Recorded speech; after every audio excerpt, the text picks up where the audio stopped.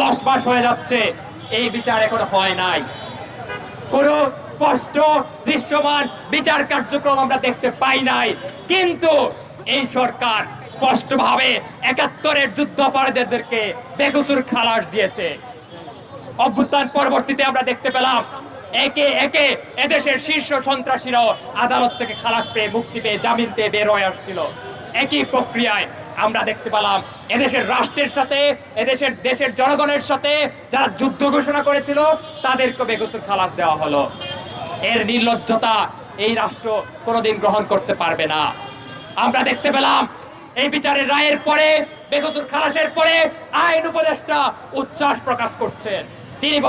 তিনি ঘোষণা করতেছেন যে ন্যায় বিচার নাকি প্রতিষ্ঠা পেয়েছে। ধিক্কার জানাই এই গণ অভ্যুত্থানের যে শক্তি, যারা এখন গণ হত্যাকারীদের পক্ষ অবলম্বন করছে, তাদের প্রতি আমরা ধিক্কার জানাই।